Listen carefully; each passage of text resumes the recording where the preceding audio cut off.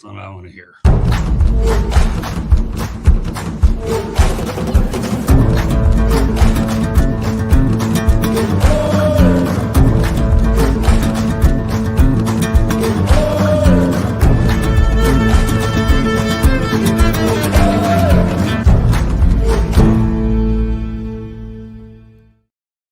Good evening, everybody. Welcome to another edition of the Motor City Man Mouth and Marvin on the Mic Show. We're in the house, Marvin. Hey, happy to be here, man. Ready to get this thing going. Look at that white shirt. He is, in the eyes of Freddie Prinze, looking good. All right, right? Were you old enough to see Freddie Prinze looking good? Appreciate it, man. Hey. For your time. I am. I'm all right, well, let's get to it. Let's get to it. Man's looking really good. All right, let's get to it.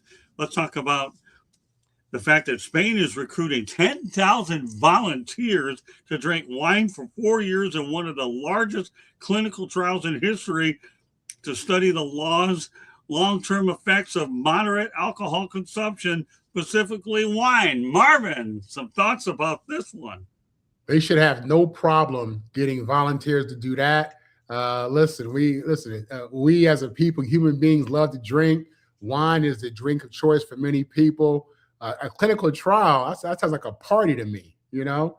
That's good. That's cool, man. Listen, those are the kind of clinical trials that I like, okay? If it involves, drinking wine, eating cake, anything like that, I'm your guy. Believe me, I am.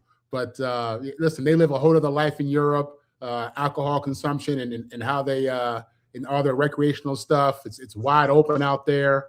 And, it makes sense that a European country would do that. And I'm looking forward to seeing, what those trials reveal, to be honest with you. Interesting. But yeah, they shouldn't have any problems getting anybody to sign up for that. Well, I have no problem getting me signing up for it either. Bring it on, baby. Let's go ahead and bring it on. That's the one thing about this show, Marvin. We do all kinds of different topics for sure. And I don't care where they're coming from. It's called a gunslinger approach on this particular show. A lot more of them are structured, not this one. It is anything but. Okay. According to the Daily Mail, get this. They're one of our sources. There is outrageous Venezuelan Little League team is denied U.S. visas for a tournament. They have a photo of Donald Trump wearing a U.S. hat. My guys, come on, let's not deny the Venezuelan Little League team. These are the kids. That's a heartbreaking situation, man. A lot of people hate when politics get involved in sports, in the NFL and stuff like that, in the NBA. And, I kind of get that, even though I think these guys need a platform and they use their platform. But when it comes to the kids, little league kids, we got to put that stuff aside. This is a life-changing opportunity. Little League baseball, especially on an international level, with the World Series and how they do this thing. And I think it's in Pennsylvania where they play the Little League World Series. But it's horrible, man. It's a horrible situation, a horrible look. And you would think that Donald Trump would, put all the political BS aside, let the kids play ball. Let the kids play ball. Let them have that lifetime opportunity. Let them come to America, see how great our country is. Just, leave the kids alone, man. Just leave the kids alone. That's really, I don't mind when politics and sports collide. I don't mind at all. But in this type of situation where it's kids and it's the youth and it's just such an innocent situation, we got to put that stuff aside, man. It hurts us as human beings. I think it's a bad look for America, and I think it's a bad look for our president. Yeah, I can tell you, I go back all the way back to the 1980 Olympics. Don't boycott the Olympics. And I remember many, many, many years ago that I wrote a story, Don't Boycott the Olympics, and it bit us because they boycotted us in L.A. when I was there. So at that point, President Carter initiated it, and the Russians paid us back. So, yeah, I agree. You can't mix politics and sports. And come on, we're talking about the kids. I mean, this is a little league. When you're talking about the Olympics is one thing. We're talking about little league people. All right. Yeah. President Trump, by the way, speaking of the president, cuts off free tuition, food aid, and health benefits to illegal immigrants, putting Americans first. This, according to Fox News. Well, I'll tell you what, that America First slogan, it's a slippery slope.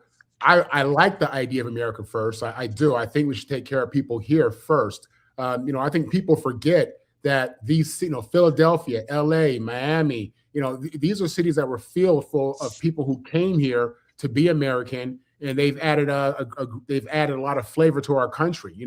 Our country wouldn't be the same without the people who come from overseas. I mean, it is what it is. But in regards to spending money on people who aren't American citizens, people who come here and don't have legal right and haven't gone through the process to become Americans, I kind of agree that we shouldn't be spending too much money on these people, if any at all. I think, listen, our country is like any American household. It's full of love and it's full of dysfunction all at the same time. But at the end of the day, we're all Americans, and for people who come from overseas, like many of our people have, I think that's all good, man. I love it. Come on over. We'd love to have you. But you got to go through the process. We can't have you in our house and we don't know who you are. We can't have you in our house and we don't know anything about you. That's insane. So, and why, as hard as it is for people to make money and pay their taxes and just to live, why should we be giving money to people who don't belong here? And again, I'm all for, people who come and want to be here and do the right thing and be a part of this American dream. I'm all for that, but you got to go through the process. We have homeless veterans. We have, people who are struggling, with their own medical insurance and trying to get insurance, people who can't pay their rent, can't pay for groceries, can't pay for gas. I mean, we can give breaks to American citizens, whether they were born here and they've been here for 300 years, or if they're, from Mexico or Cuba or whatever it may be. That's all good. Come and be a part of our family, but you got to go through the process. And I kind of agree with the idea of not spending money on strangers. Well, you know what? He has been consistent about illegal immigrants since he's taken office. I give him a lot of credit there, and again, you need a president who's consistent in some areas, and he has been definitely consistent in that area. Without it. Even saying that's kind of a slippery slope, because I don't agree with all of his tactics. But again, we're a country who's struggling financially. I think, our economy is just up and down. A lot of people are hurting right now, and you have a lot of hardworking Americans that they could use some help. They can use some relief. So again, it's tough when you bring up food and kids, and you want to take care of kids regardless of what they look like and where they're from. But we have to take care of those people who are in our house first, our family first. So in that sense, I do believe in America first. I'm going to bring Candy Ebling on for a few moments. I wanted to talk about a couple things that we've talked about earlier in the show. Candy, first of all, I need your take about the 10,000 volunteers drinking wine for 4 years. What do you think of that one? Where can I sign up?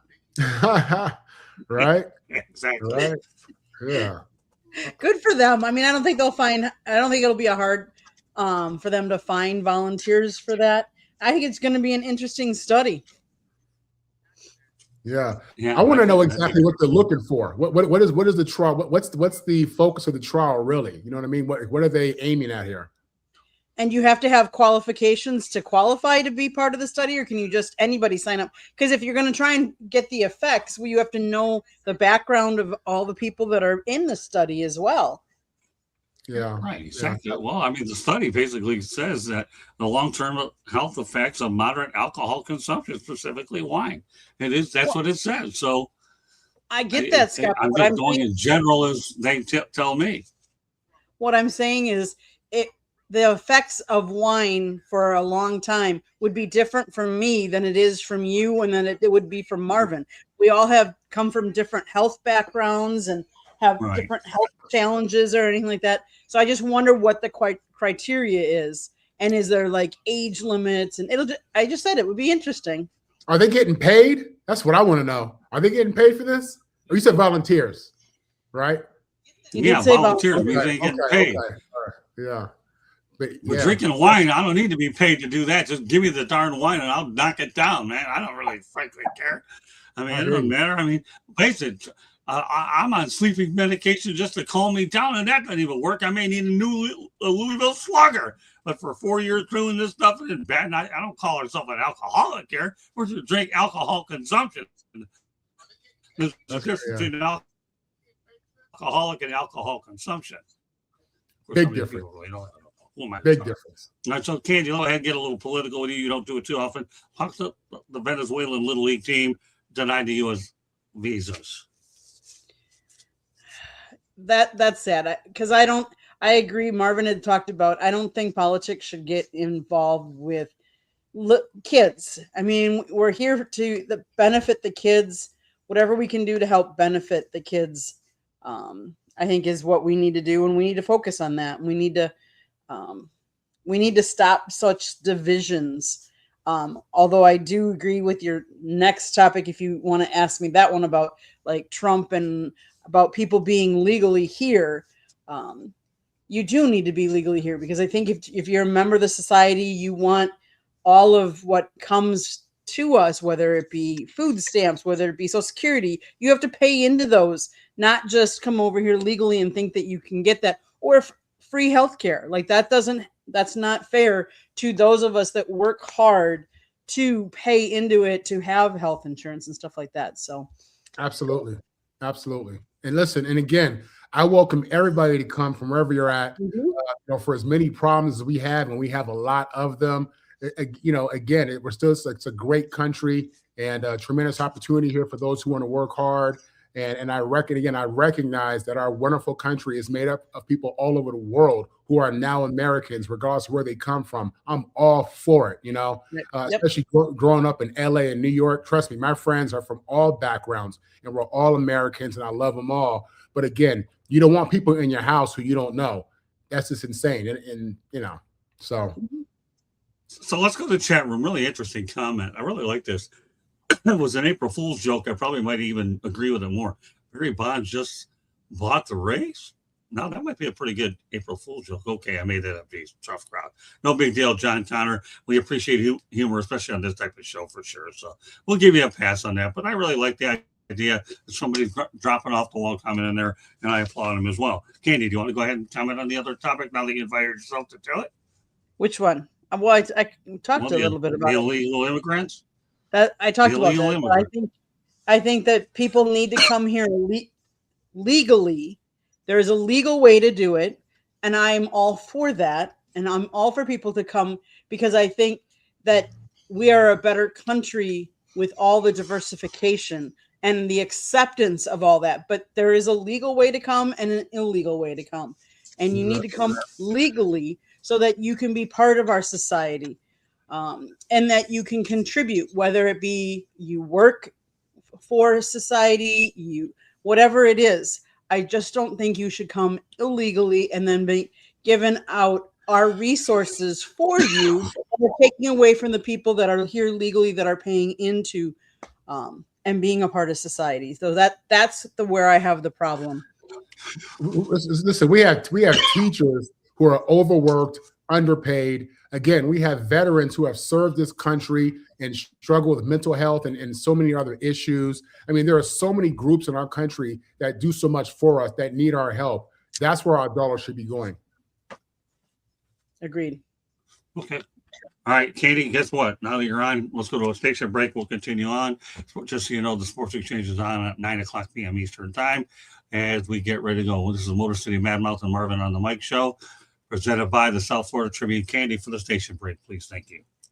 South Florida Tribune Publishing Company published a book, Lessons from the Microphone, Tuning into the Enduring Wisdom of Visionary Leaders.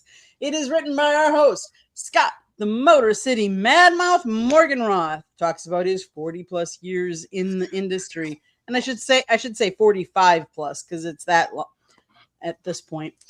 47. But he wrote this book about it and how his time has evolved and how it has changed over the years. A lot of it has changed. There's social media. There's all kinds of different stuff now. So go get this book, check it out, especially if you want to be in anything in the media, whether it be the written side or the broadcast side. It's available on Amazon, Barnes & Noble, Kindle, Google, and Apple Books. There's also the audio version is out as well. So go seek for the audio version if you're one that likes to listen to books. There's also a link on our website, www.southfloridatribune.com, where there is a plethora of great content. So go check it out. If you like to listen to podcasts, you can find us wherever you get your podcasts. If you want to be a guest or have topic ideas or show ideas, you can always email us at southfloridatribune@gmail.com. Last but not least, if you see that red subscribe button in that lower right-hand corner, that means you have not yet subscribed to us, to the South Florida Tribune. Why not? Just do it. Click it, like, a share with all your friends and family, and then turn on your notifications so you're notified anytime we go live, because you don't want to miss all the wonderful programming we have on this channel, whether it be baseball, football, hockey, fighting, anything goes. You got to be there. Get the notification so you don't miss. Thanks, Scott. All right, there we go. Thank you very much, Candy. All right, Marvin, let's talk a little bit of sports. Before the season, actually, Rob Gronkowski picked the Detroit Lions to win the Super Bowl. How things have changed for the Lions. What happened to the Lions? Well, this is before we realized the real impact of Ben Johnson. I think he was watching that Jared Goff offense with Ben Johnson, and I think people really underestimated what Ben Johnson's impact on that team was. Well, we know now because that missing Detroit offense went to Chicago. Chicago was one game away from the championship game, and and Ben Johnson has turned Caleb Williams into is he going to make it? Is he going to be a bust? Into a guy who's looking like he'll be a future Pro Bowler and probably a lot more. So Gronk wasn't crazy with that prediction. He wasn't. I mean, Detroit's looked really good over the last couple of years, especially when they had Ben Johnson and Aaron Glenn as their coordinators. Glenn's in New York. That isn't going great. But Ben Johnson is in Chicago, making Caleb Williams, for the most part, look like a budding star. And in the meantime, you got Bubba Gump over there calling plays, as if he's a play caller. And I love Dan Campbell. I love my former players, but I think he's a leader. I think he's a strong leader. I think he's a leader of men, but I don't think he's an OC. No, I agree. I mean, Dan Campbell, to me, doesn't need to be calling plays. He just can't continue to be a gambling man every time you have a fourth down, and it costs him a few games. Because I'm not going to tell the man how to coach. He's certainly way better than I am, for sure.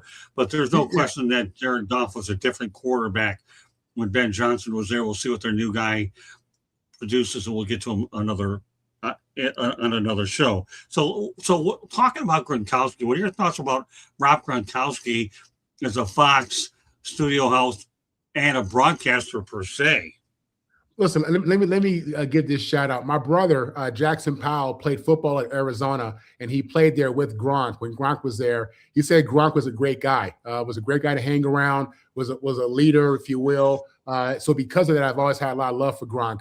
Gronk knows the game, man. Listen, he's a genius in his own way. He's absolutely a Hall of Fame player, one of the best players of his day. You can definitely look at Gronk as an all-time great tight end, phenomenal blocker, devastating blocker for as big as he is, really athletic, made some really great catches, as a receiver. When you have the GOAT throwing you the ball, it probably isn't too difficult, but at the same time, Gronk was clutch. He was clutch. He was consistent. You could rely on him. And for all the jokes and all the stuff they say about Gronk, he was a player, man. He was a real player, and he's somebody who I respect because he had an old school way of looking at it. He had an old school way of playing. He reminds me in many ways of a much more athletic Mark Bavaro for the Giants. But in regards to him being in the booth, in regards to him calling games and just being in the media, I think he does a good job. I think he is what he is, and you don't expect him to be Brady in the booth, right?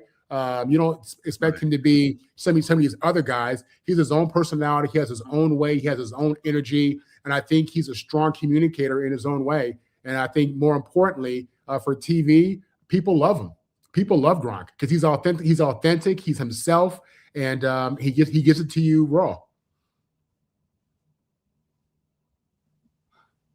Well, I mean, definitely likable. Tom Brady's obviously in a play-by-play booth. He's in the studio, so he can interact with him. But nevertheless, you still see his personality either way, and that's what it's all about. Who knows?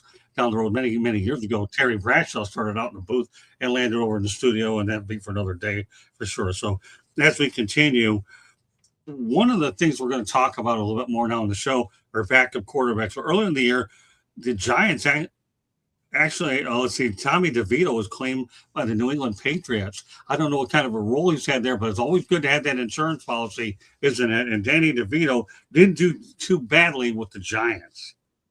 DeVito was awesome with the Giants, man. He was a fan favorite. People love that guy. I'm going to jump out and say he was Italian. He's Italian, which definitely goes well with the New York area.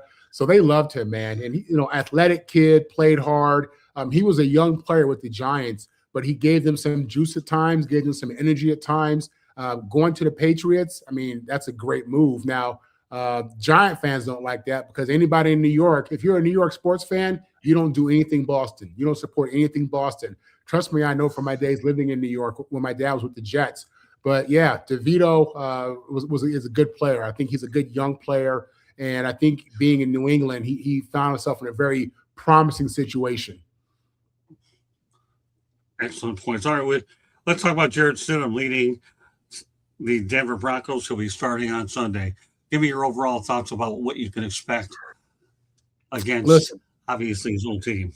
You're looking at Jarrett Stidham going in there as a backup, and really, I think the first guy you think of is Nick Foles, right? And you're hoping, if you're the Broncos, you're hoping that Stidham can bring the Broncos what Foles did for the Eagles, and that's obviously going through the playoffs and winning a Super Bowl.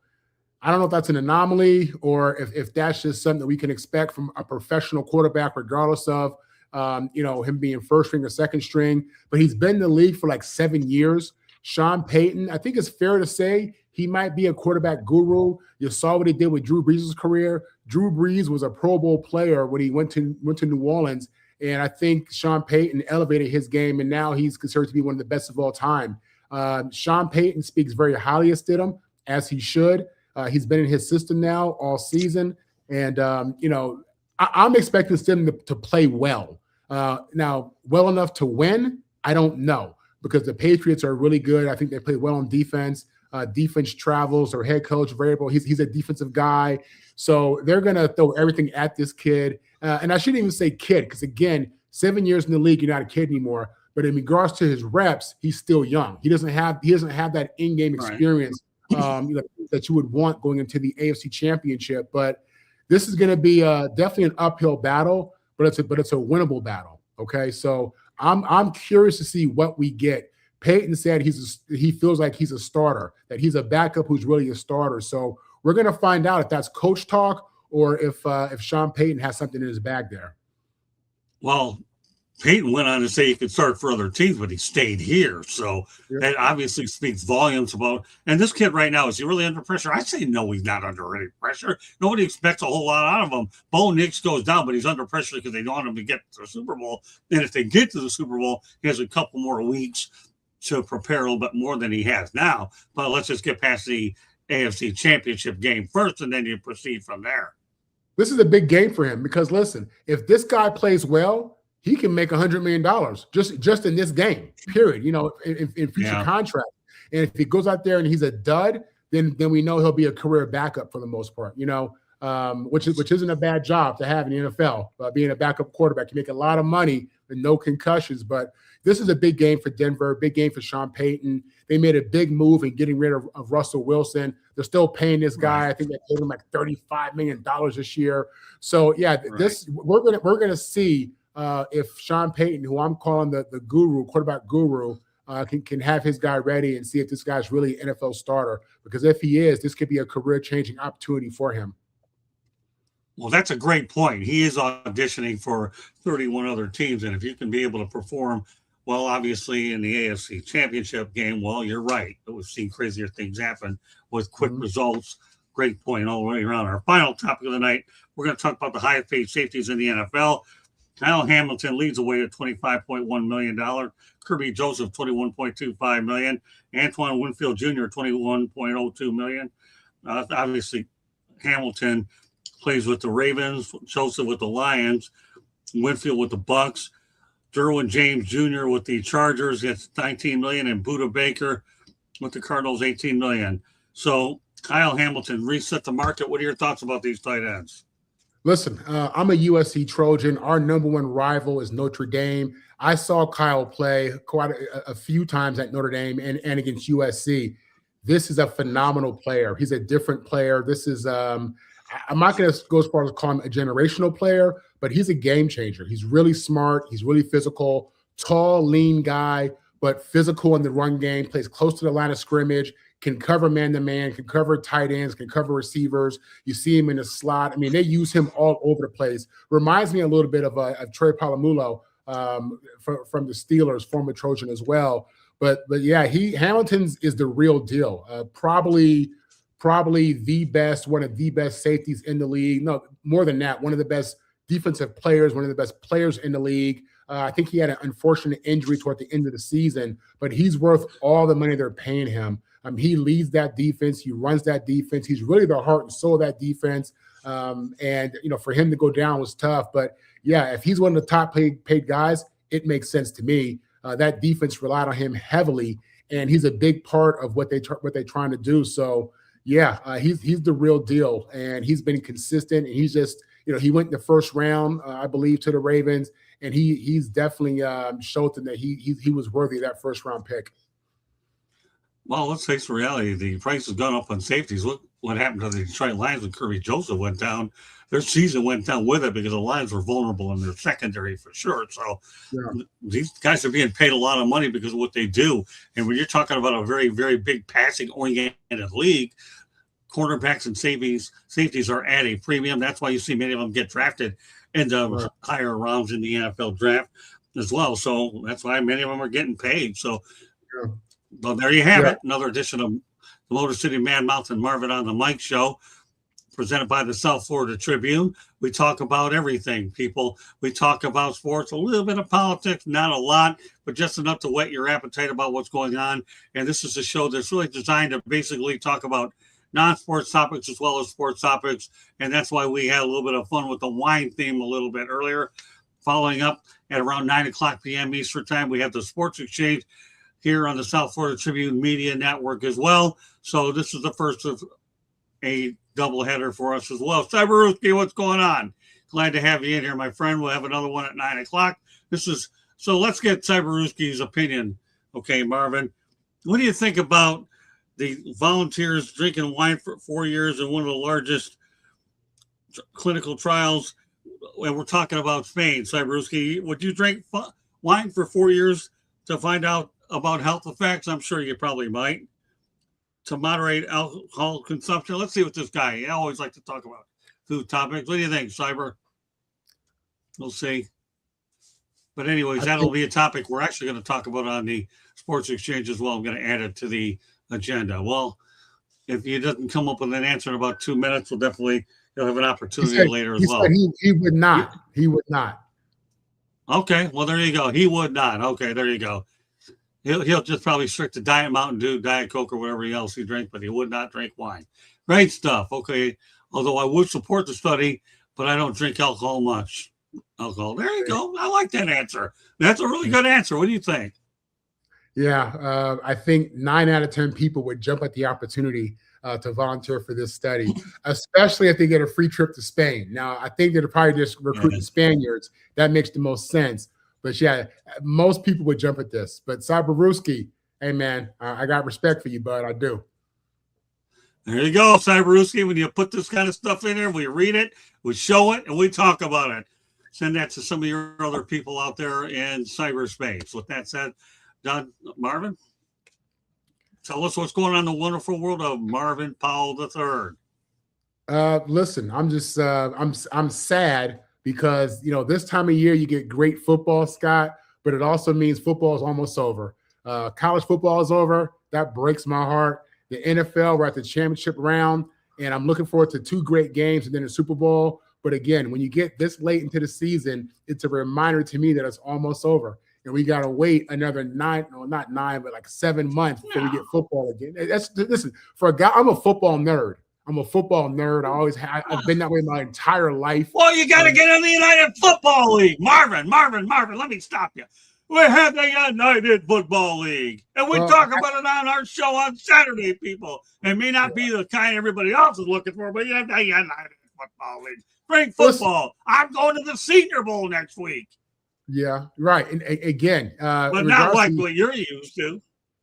No, listen, I got love for the United Football League. I love the opportunity to give young men a chance to continue to pursue their dreams. It's essentially a minor league system, if you will. And, you'll see a couple of those guys pop out and make some NFL rosters, which is cool. it's great for coaches who need coaching reps and get jobs and opportunities to try to move up to the NFL or college. So I love her for that. I love her for the opportunities it creates in an outstanding game. But listen, I'm college football heavy, NFL heavy. This year, I think you're gonna probably have me watching the United Football League, and it'll be fine. I'll look forward to it. I'll be rooting for my Trojans and recruiting for my Jets.